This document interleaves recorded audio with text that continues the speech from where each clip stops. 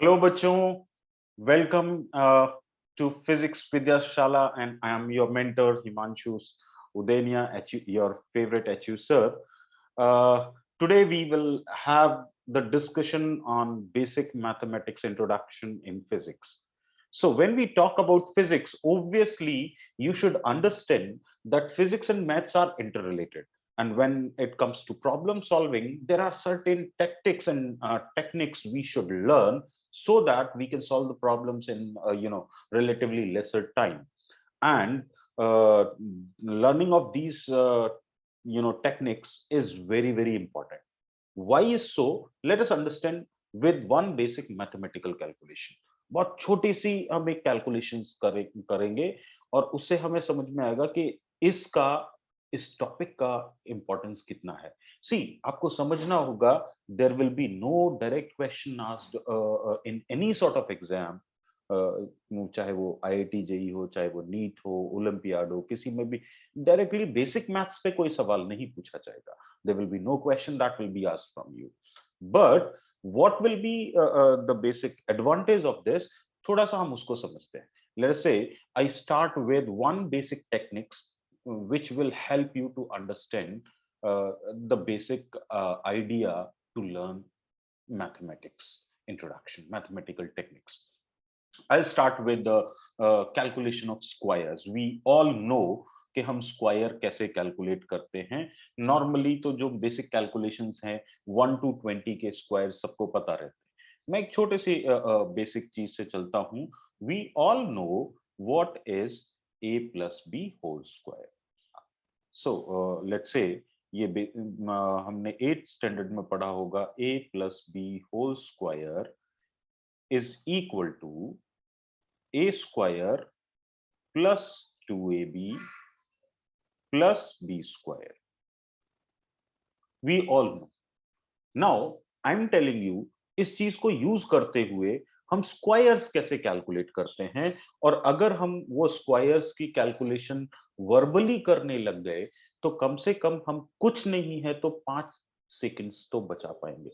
Even if we are saving 5 seconds, और ऐसा हमने अगर लेट्स से 10-15 प्रॉब्लम्स में भी किया तो that means we have saved approximately 5 into 15, that is approximately 75 seconds.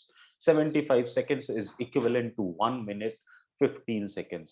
That means 1 minute 15 second में आप एक सवाल एक्स्ट्रा और सॉल्व कर सकते हो। And if you are able to solve one more extra question that is of 4 marks, that means किसी भी कॉम्पिटिटिव एग्जाम में वो 4 marks बहुत मायने रखते हैं। सो फिर से हम वापस लौट के आते हैं। a plus B whole square we all know. Now suppose we have to calculate 65 square, और लेट्स से 72 स्क्वायर, और लेट्स से 87 स्क्वायर। कोई भी एक रैंडम नंबर हम लेते हैं।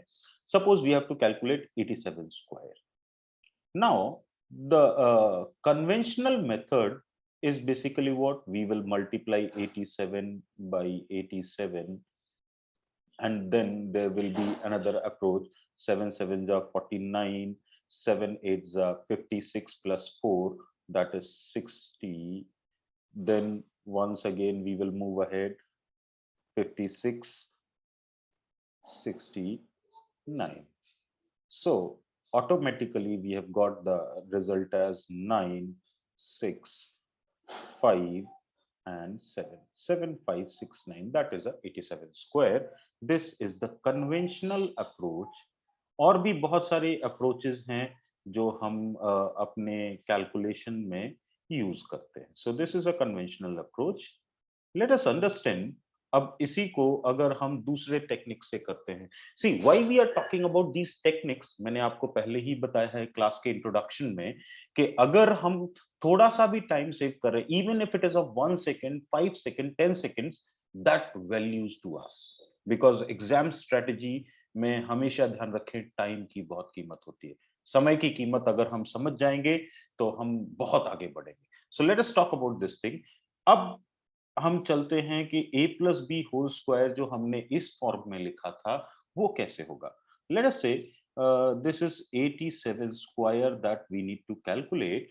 जस्ट मेक एन अजम्पशन कि हमारे लिए a जो है वो 8 हो गया। This is a and this is 7 is B.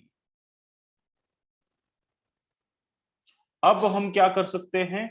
अब हम ए बी और स्क्वायर्स की बात करें, सो पहला टर्म आता है ए स्क्वायर, दूसरा टर्म इधर आता है बी स्क्वायर और इधर आता है 2ab.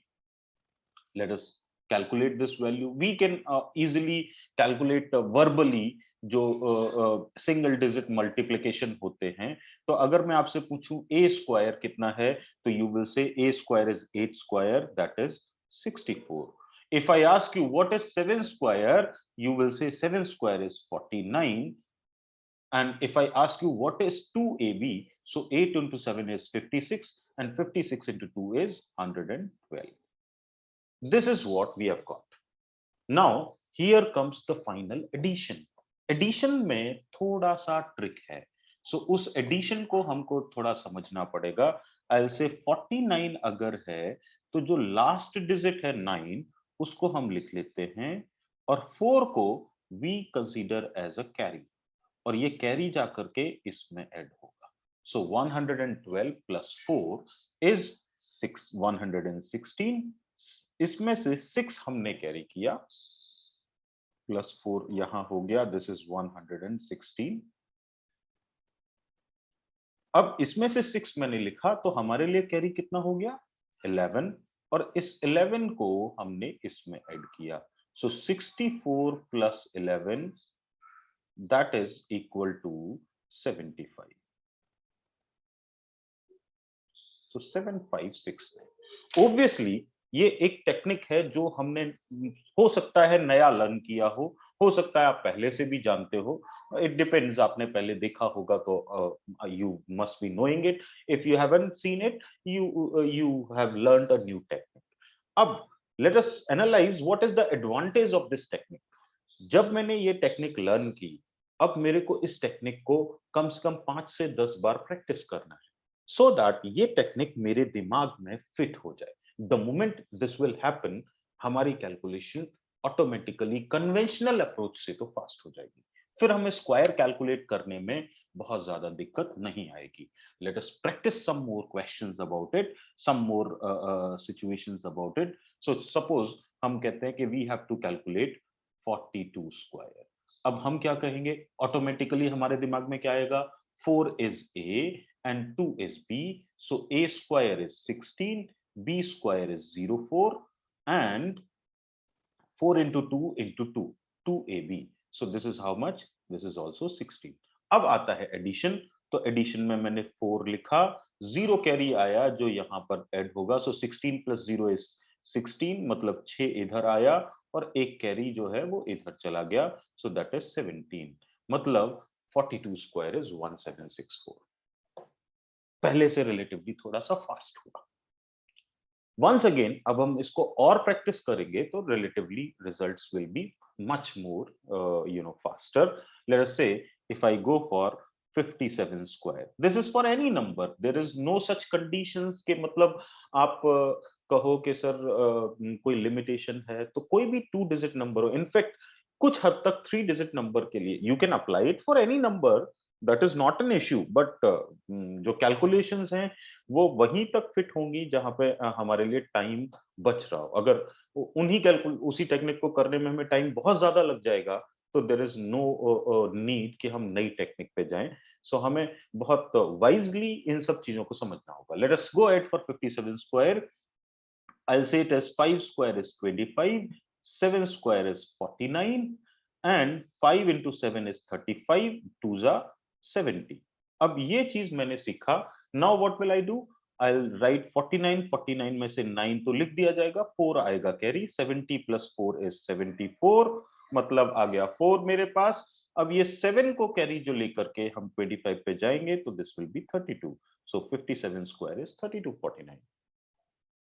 Once again go ahead, see अगर आप यूट्यूब पे जाएंगे या कहीं भी जाएंगे, क्या होता है आज के टाइम में, क्या चल रहा है कि एक स्टैंडर्ड को लेकर के उसके हिसाब से हमने 10 टेक्निक बना दी. आपको you will find another situation जहां पे आपको मिलेगा कि 50s के स्क्वायर क्या होंगे, या फिर जिसके लास्ट में 5 आता है उसके स्क्वायर क्या होंगे, या फिर जिसके दो नंबर सेम है तो उनका प्रोडक्ट क्या होगा, समथिंग लाइक दैट। तो उस सिचुएशन में मुझे नहीं जाना है 100 के क्लोज वाला नंबर कौन सा होगा, तो उसका स्क्वायर क्या होगा। I just want to give you a generalize idea कि एक जनरल सा सिचुएशन हो जिसमें कोई कंडीशंस ना हो, तो आप नॉर्मली कैसे स्क्वायर सॉल्व करो। मैं अब वर्बली सोच सकता हूं तो मैं वर्बली भी सॉल्व कर सकता हूं। सो बस ओनली थिंग इज दैट हमारे दिमाग में अब ये तीन क्राइटेरिया चलने चाहिए, ए स्क्वायर इधर, बी स्क्वायर इधर, 2ab बीच में, और फिर उसके बाद एडिशन। Let's try out. अगर हम इसको ट्राई करें, मान लो if I ask you what is, let us say कोई एक रैंडम नंबर लेते हैं 63 square, you have to calculate. आप क्या कहोगे, sir A square is 36, B square is 09 and 2ab is 6 3 जा 18 2 जा 36। ऐड करिए, 9 इधर आया, 0 36 में ऐड हुआ दैट इज 36, 6 लिखा, 3 कैरी, 3 इधर जाएगा तो 39। So this is how much, 3969. Let's try out more. I'll say it as go ahead for 46 square. You will say a square is 16, b square is 36, and 2ab is 24 to the 48. Addition कीजिए, 6 48 plus 3 51, मतलब 1 इधर आया, 16 plus 5 is 21. So 2116 is the square. Another example, you take it as, let us say 83 square. You have to go ahead. 3 square is 09, 8 square is 64, and 8 into 3 is 24 to the 48. So this is 48. Now I'll write it as 9. 48 plus 0 is 48, 4 carry, 64 plus 4 68, so 6889. Obviously अब हमारा जो approach है, I am 100% sure कि आपको ये जो situation है, अगर आप इसको थोड़ा सा और प्रैक्टिस करते हैं तो your situation will be somewhat better than the conventional approach. अगर आपने इस अप्रोच में 5 सेकंड भी बचाए हैं, 10 सेकंड भी बचाए हैं, तो आप कमाल कर दोगे 10 सेकंड में। Because suppose you are preparing for NEET, अब आपको फिजिक्स में 20 न्यूमेरिकल आए जिनमें आपको स्क्वायर की जरूरत पड़ी, आपने 10 सेकंड बचाए, मतलब 200 सेकंड बचा लिया, मतलब 3 मिनट। 3 मिनट में आप कितने क्वेश्चंस कर सकते हो। बी एट जेई, जेई में भी आपको स्क्वायर्स का कैलकुलेशन मिला। ओनली थिंग इज दैट आपको टेक्निक्स को अप्लाई करना सीखना पड़ेगा, and that is why basic maths is very important. Very मतलब वेरी वेरी इंपॉर्टेंट। तो हमें इन टेक्निक्स को समझना होगा और इनकी प्रैक्टिस करनी है। सो दिस सेशन, जो कि अभी 3-4 सेशन हम लेंगे, ये सारे के सारे सेशंस हम उस मोड में लेंगे कि जहां पर हम बेसिक टेक्निक्स को यूज करके, और फिजिक्स में जब हम उनको अप्लाई करेंगे तो हमारी कैलकुलेशन कितनी फास्ट हो सकती है। Our focus, primary focus is always the same, कि हमें किसी भी तरह से इन टेक्निक्स का यूज करते हुए अपने टाइम को बचाना है, और उस टाइम में हम कुछ एक्स्ट्रा कर सके इन द पेपर। ये चीज हमें अपने दिमाग में एड ऑन करना है। So this was all about basic mathematical techniques. Let us see what we will learn in this session. Obviously अगर हम पांच इस पूरी सिचुएशन को 5-6 सेगमेंट्स में डिस्कस करें, तो we will have 6 different segments. सबसे पहला सेगमेंट हमारा होगा अलजेब्रा। सेकंड सेगमेंट हमारे पास जो होगा वो होगा trigonometry. Trigo, I use the short form trigo. Next one, we will talk about coordinate geometry, another important topic.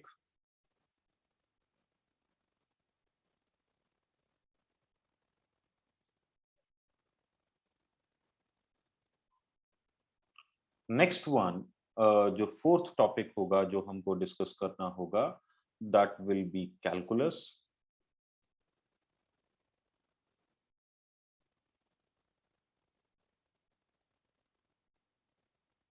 And fifth one will be the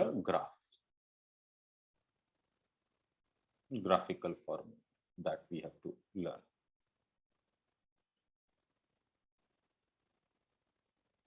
सो ये 5-6 बेसिक सेक्शंस हैं. We can add some more sections also, but that is not much required. Basic sections जिनकी हमें जरूरत पड़ती है वो ये 5-6 sections हैं. We will start today with algebra, and our primary focus will be in learning certain techniques जहाँ पे हम percentage, percentage addition, percentage deletion, percentage subtraction, इन सब चीजों पे हम डिस्कस करें. और उनसे रिलेटेड हम कुछ प्रॉब्लम्स भी सॉल्व करेंगे which will give you an idea about the basic mathematical application.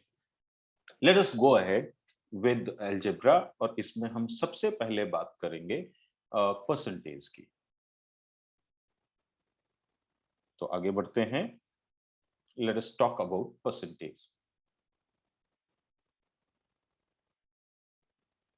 Percentage addition and subtraction.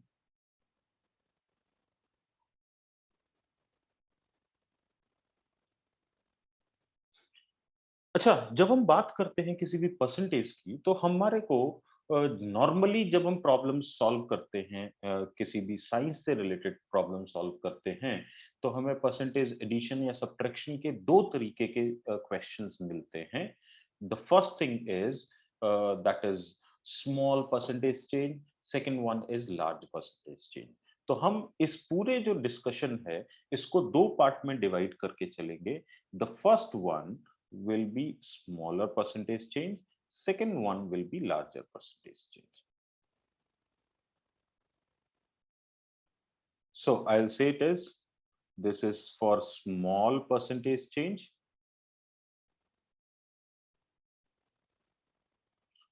Acha, what is small and what is large? How do we quantize these things? अगर हम कहें कि 10% change है, तो this is all these things are relative quantities. हो सकता है मेरे को लगे कि 10% तो बहुत स्मॉल है. बिजनेस के पॉइंट ऑफ व्यू से अब आप सोच के चलिए, कोई बोले भाई तेरे को 10% प्रॉफिट होगा तो आप क्या करोगे, you will say that is small. थोड़ा ज्यादा होना चाहिए, दिल मांगे मोर, है ना. लेकिन अगर हम साइंस के लैंग्वेज में बात करें, तो small percentage change is normally fixed. मतलब जहां पर जितना टॉलरेंस लेवल हम देखें उसके हिसाब से बात की, क्योंकि नॉर्मली इस परसेंटेज का यूज कब आता है, जब हम कोई एक्सपेरिमेंटल वैल्यू कैलकुलेशन करते हैं, तो वहां पर हमको एक टॉलरेंस लिमिट रखनी पड़ती है, because there are certain errors always. So small percentage change normally मतलब है ऐसी कैलकुलेशन जहां पर हम लेस देन 5% चेंज की बात करें. अच्छा, once again this is just basic idea to make calculations easier. हो सकता है कई बार 5.5% चेंज दिया जाए, तो आपको कैलकुलेशन अगर मतलब you need to find out an approximate answer only, तो आप कैलकुलेशंस को 5.5 को भी स्मॉल में ट्रीट कर सकते हो, 6% को भी स्मॉल में ट्रीट कर सकते हो, if you need to find out the approximate answer, because you are going to deal with MCQs. और जब हम MCQs को डील करेंगे तो आपको ऑप्शंस को ध्यान में रखना पड़ेगा. अगर आपको ऑप्शंस ऐसे दिए हैं 34.512, 34.516, 34.518, मतलब वेरी क्लोज ऑप्शंस, तो उस कंडीशन में क्या होगा, फिर हम ज्यादा अप्रोक्सीमेशन पे नहीं जा सकते. लेकिन हाँ, एक ऑप्शन आपको 34 दिया है, दूसरा 16 दिया है, तीसरा 28 दिया है, तो फिर हमारे पास लेवरेज है. हम फिर उसको 5% को भी स्मॉल मान सकते हैं, हम 6 को भी स्मॉल मान सकते हैं. So the first thing is small percentage change. Standard अगर हम लैंग्वेज में बात करें तो लेस देन 5% चेंज को हम स्मॉल में काउंट करेंगे. And larger percentage change.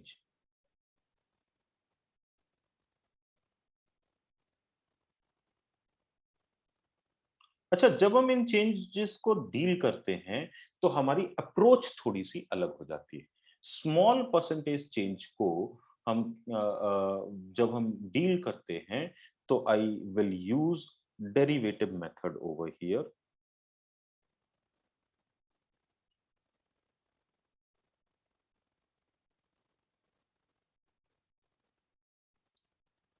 और जब हम लार्जर परसेंटेज चेंज को यूज करते हैं, तो वहां पर हम यूज करते हैं multiplication factor.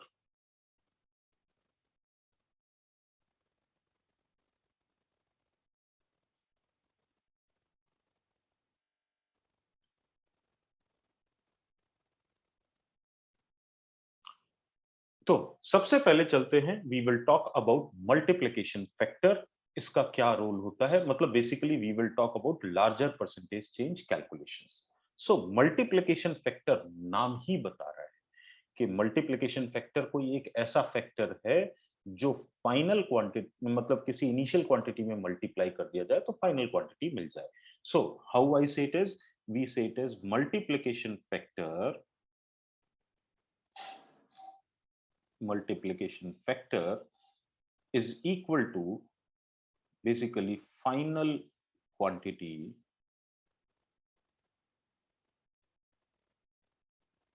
by initial quantity.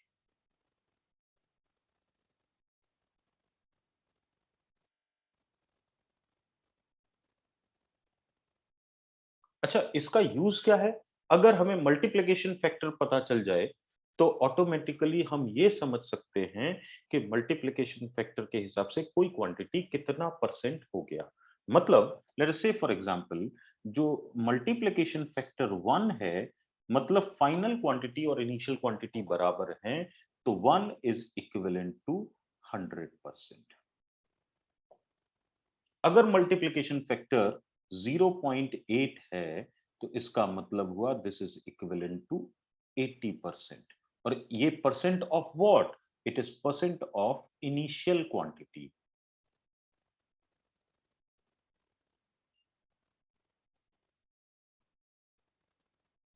अगर मैं कहता हूं कि मल्टीप्लिकेशन फैक्टर इज 1.5, इसका मतलब क्या हुआ? दिस इज 150%, मतलब 100 से मल्टीप्लाई कर देना है। सो 150% ऑफ इनिशियल क्वांटिटी। अब अगर मैं आपसे कहूं कि कोई भी क्वांटिटी इनिशियली कितनी थी, तो इनिशियली हर क्वांटिटी अपने आप में 100% होता है। Every quantity initially is 100% of itself. तो कोई भी क्वांटिटी हम बात करें, मान लो आपको बोला जाए कि किसी भी बॉडी का वेलोसिटी पहले कुछ था, तो पहले कितना था? 100% था। अब वो 20% और बढ़ गया, तो 100 में 20% अगर और बढ़ गया तो इसका मतलब क्या हो गया? 120% हो गया। तो 120% ऑफ इनिशियल क्वांटिटी मींस हम इसको मल्टीप्लिकेशन फैक्टर में कन्वर्ट कर सकते हैं, that means 1.2 times of initial quantity. So हम क्या कह सकते हैं? फाइनल क्वांटिटी जब भी बात होगी तो final quantity is equal to multiplication factor times of initial quantity.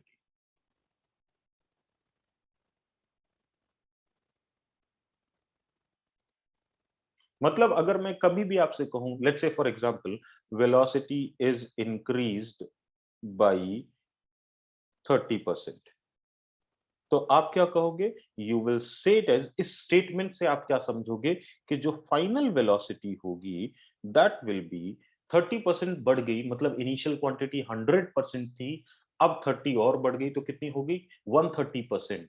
130% का मतलब मल्टीप्लिकेशन फैक्टर की बात करें तो कितना हो गया? 130 बाई 100। बहुत लेमन लैंग्वेज में अगर मैं बात करूं कि आपको परसेंटेज से मल्टीप्लिकेशन फैक्टर निकालना है तो 100 से डिवाइड कर दो, मल्टीप्लिकेशन फैक्टर से परसेंटेज निकालना है तो 100 से मल्टीप्लाई कर दो। So I will say it is 130 by 100। ये हो गया मेरा multiplication factor of initial quantity, that is initial velocity.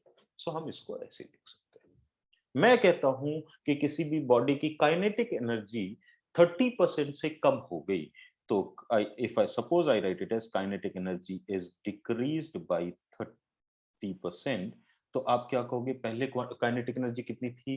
100% थी। 100 में से 30% कम हो गई, तो अब कितनी रह गई? 70%।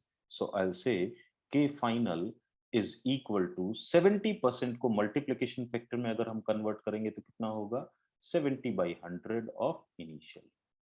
That's how we use multiplication factor. तो अब हम मल्टीप्लिकेशन फैक्टर से क्या कर सकते हैं? मल्टीप्लिकेशन फैक्टर से हम ये पता कर सकते हैं कि कोई भी क्वांटिटी कितने परसेंट ऑफ इनिशियल क्वांटिटी हो गई। सेकेंडली हम उसी से एडिशन और सब्ट्रैक्शन भी पता कर सकते हैं। सो let us go ahead and see certain example of using this multiplication factor technique.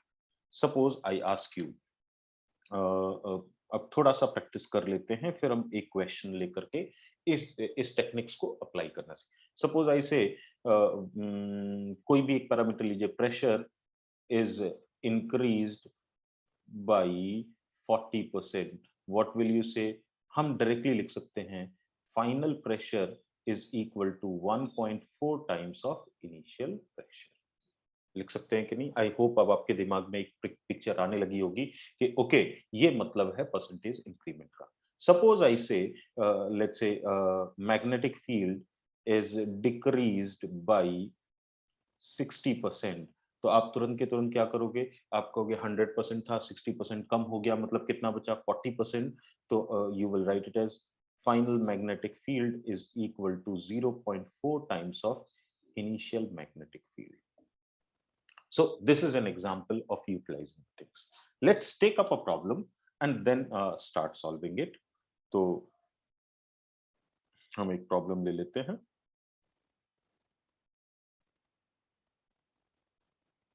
और फिर इसको सॉल्व करते हैं। The problem is very simple.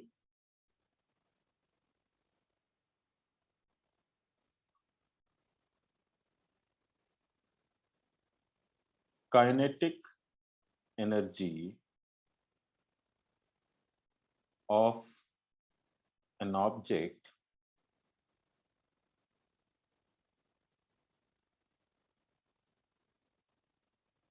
increases by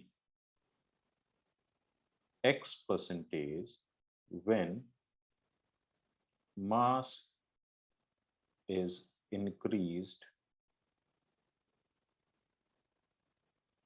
by 20% and velocity is increased by 10%.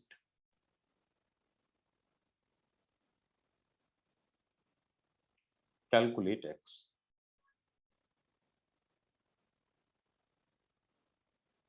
मतलब बेसिकली हमें ये निकालना है काइनेटिक एनर्जी कितना परसेंटेज बढ़ जाती है अगर हम मास को 20% से इंक्रीज करें और वेलोसिटी को 10% से इंक्रीज करें। तो हम सीधा सीधा क्या लिखेंगे? आई से इट इज, हमको कैलकुलेट करना है final kinetic energy divided by initial kinetic energy, मतलब काइनेटिक एनर्जी का मल्टीप्लिकेशन फैक्टर। जैसे ही हमें वो पता चलेगा हम ये निकाल सकते हैं काइनेटिक एनर्जी कितना परसेंट बढ़ा। तो final by initial is the multiplication. तो काइनेटिक एनर्जी का मल्टीप्लिकेशन फैक्टर निकालना है। अब फाइनल काइनेटिक एनर्जी कितनी होगी?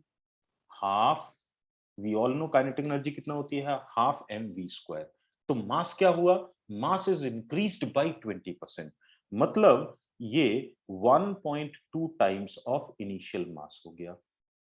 एंड वेलोसिटी स्क्वायर, तो वेलोसिटी कितना हो गया? Increased by 10%। तो इसका मतलब क्या हो गया? 1.1 टाइम्स ऑफ इनिशियल वेलोसिटी का स्क्वायर हो गया। ये तो होगी फाइनल काइनेटिक एनर्जी। इनिशियल कितनी थी? इनिशियल तो हाफ एम वी स्क्वायर थी।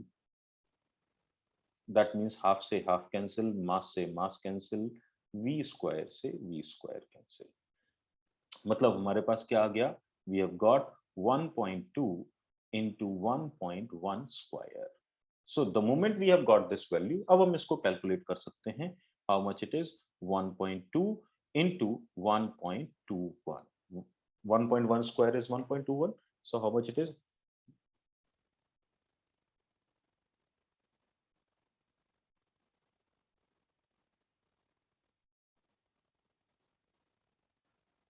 1.45.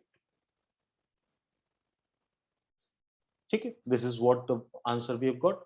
इसका मतलब हुआ मल्टीप्लिकेशन फैक्टर अगर इतना आया तो इसको परसेंटेज में हम क्या बोलेंगे? 100 से मल्टीप्लाई कर दो, मतलब 145.2%। तो काइनेटिक एनर्जी कितनी हो गई?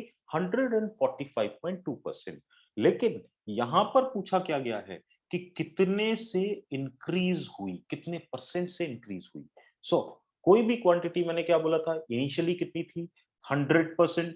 इनिशियल क्वांटिटी 100% थी, अब हो गई 145.2%। मतलब इंक्रीज कितने से हो गया? Increase by 45.2%।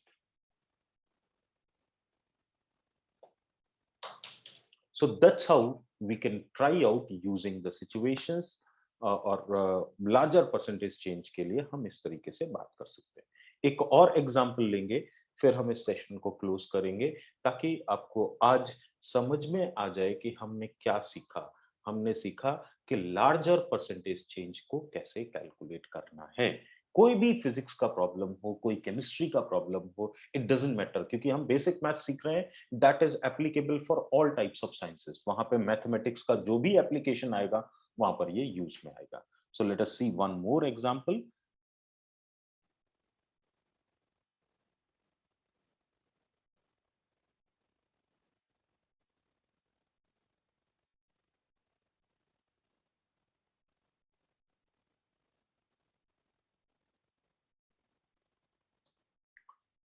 लेट्स टेक, अब हम कोई दूसरा फॉर्मूला यूज कर सकते हैं। मान लेते हैं हम यूज कर लेते हैं इलेक्ट्रोस्टैटिक्स का, कि चार्जेस की बात करें, चार्ज और distance. So I take another situation.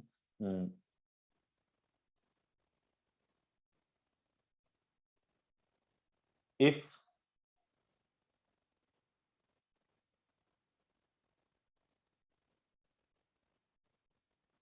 two charges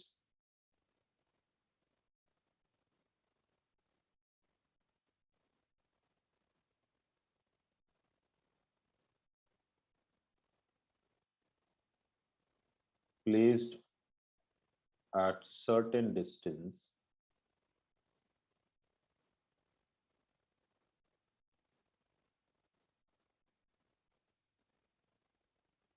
are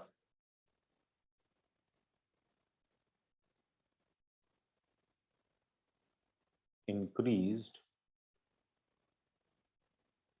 by 10% and 20% respectively,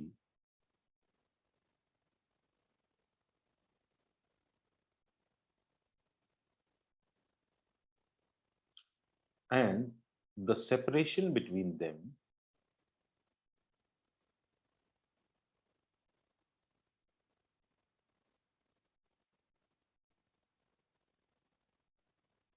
is decreased by 20%, then by what percentage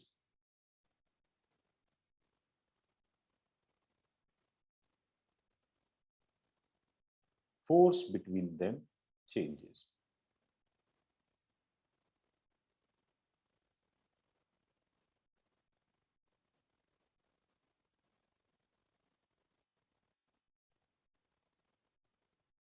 अब यहाँ पे अगर कोई 12th का स्टूडेंट होगा तो उसको ये फॉर्मूला पता होगा। इफ कोई 10th का बच्चा है, 11th में आ रहा है, उसको नहीं समझ में आता है, तो उसके लिए हम फोर्स का फॉर्मूला यहाँ लिख देते हैं। It is K is an electronic एक constant, Q1 Q2 divided by R square. This is the formula for your information. Because हमें फिजिक्स नहीं पढ़नी है, हम यहाँ पर सिर्फ और सिर्फ मैथमेटिकल टेक्निक्स को देख रहे हैं। सो अल्टीमेटली हमें क्या कैलकुलेट करना है? We have to calculate percentage change in force. Mind it. चलो, तो उस पर डिस्कशन करते हैं। आई से इट इज, हमें निकालना है final force by initial force. Let's calculate K. Final charge कितना हो गया? पहला वाला चार्ज 10% से बढ़ा, so this is 1.1 times of Q1। दूसरा वाला चार्ज 20% से बढ़ा, so this is 1.2 times of Q2 divided by R square. मतलब डिस्टेंस जो है वो 20% से डिक्रीज हुई। डिक्रीज होने का मतलब 100% थी और अब 20% कम हो गई, तो 80% हो गई। So this is 0.8 R to the whole square. ये हो गया फाइनल फोर्स। इनिशियल फोर्स कितना था? इनिशियल फोर्स था K Q1 Q2 divided by R square. Obviously आपको समझ में आ रहा होगा कि यहाँ पे जो वेरिएबल्स हैं उन पे तो कोई फर्क नहीं पड़ेगा, they will be cancelled out. सिर्फ हमें मल्टीप्लिकेशन फैक्टर को ही देखना होगा। सो फाइनली क्या आया हमारे लिए? 1.1 into 1.2 divided by 0.8 whole square. Let's make it as 0.8 into 0.8. So how much it is? This is 3 by 2. So I can write it as this is how much? 3.3 divided by 1.6 or 33 by 16. Let's solve it once again. So how much it is? 2.1 बचा, so this decimal point will be cancelled out. So how much it is? 16 to the 32, 1 बचा, point लगाया 0 आया, उससे भी कोई फर्क नहीं पड़ेगा, so another 0.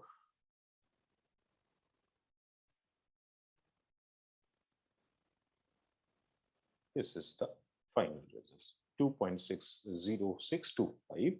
This means this is equal to, percentage में बात करें क्योंकि ये मल्टीप्लिकेशन फैक्टर है, so how what will I write it as? F final divided by F initial will be equal to 206.25%। So force इतना हो गया, हमें तो निकालना है चेंज कितना है। तो 100% तो कोई क्वांटिटी पहले से ही होती है, 100 से ये बढ़ा हुआ है, कितना बढ़ा हुआ है? तो हम लिखेंगे परसेंटेज इंक्रीज या परसेंटेज चेंज। चेंज क्या है? इंक्रीमेंट है, कितने से है? 106.25% increase. So that's how we apply the basic skills for calculations of percentage change. Hope आपको ये कॉन्सेप्ट बिल्कुल याद हो गया होगा, समझ में आया होगा। Apply this concept on all different problems that you see and see the results. Wish you all the best, good luck, हमेशा मुस्कुराते रहिए and keep learning always. All the best, have a nice day.